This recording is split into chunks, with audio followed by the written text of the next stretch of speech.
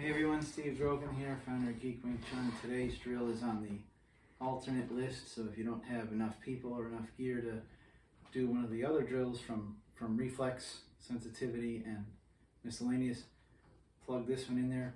It comes to us courtesy of Sifu Adam Williss, who's the founder of the Dragon Institute out in California. It's called, I just call it 3 types of timing. He didn't really have a name for it. If you've never been here before, this is the backbone of the channel, giving people training tips and ideas so you can practice Wing Chun even if you're not in class, even if you're around, just you have a roommate or a brother or somebody who's willing to help you train. You can get good at Wing Chun even if they're not a Wing Chun person, because, I mean, 99% of the time, if you get into a street fight, you're not going to be in a street fight with another Wing Chun person. So, anyway, 3 types of timing, and I can't remember now if I said it already. If not, then hey, hit the subscribe button and the bell icon so you can be notified when more drill videos are out. So there, if I said it twice, that's fine too. So the 3 types of timing depend on the skill level of the student. It also depends, depends on the distance as well, but we won't get into that. We're just going to get into the fact that, like, when you're a beginner, you might not be able to do 1 or 2 of these, but I'll explain what that means as I go. So I'm actually going to go kind of in the reverse order of what Sifu Adam listed them. He went with this one called JEET or Intercept, which some of you might recognize from JEET Kune Do. But I'm going to start with the one that he gave last first.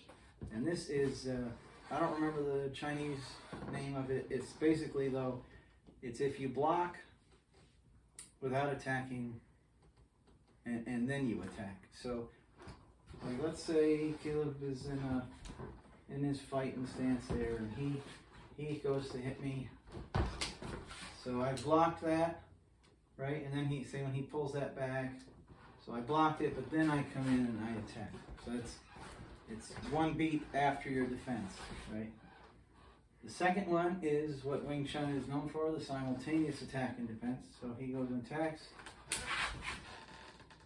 Well, you couldn't see where I did, but I hit him there. So again, there, that one you could see. So I popped out and struck. This third one is a bit tricky, and you have to be able to read.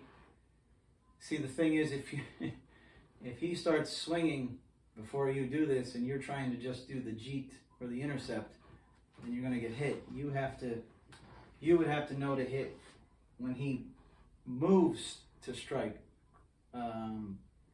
Meaning, like, for example, the following.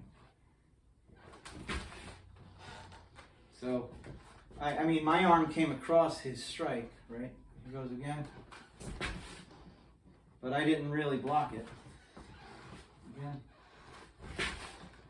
That was more of an intercept that time, because he went like this, and that's when I hit. That's cheap. I didn't bother blocking that. I just hit.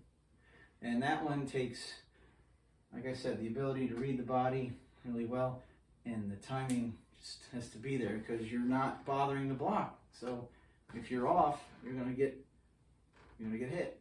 So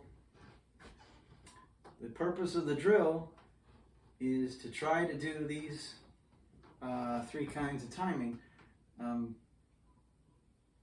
Ideally, you want to get toward the simultaneous, at least. The block and then counter is the slowest, but the JEET is the gutsiest, and you might not always be able to do that. And you know what? It's better to be safe. Me personally, I think the simultaneous is the best one, but you might not always be able to do that. For example, if I'm out here, say we're far away, and he starts swinging at me, well, I might not be able to do the JEET from out here because of the distance. There's no way for me to, like, say once he starts to swing, even though I saw that coming, I still couldn't close the gap far enough, because, you know, not everybody's Bruce Lee. Bruce Lee's favorite gap closer was just the lunge close, which was he got from fencing, which is because fencing is this great big huge like that, you know.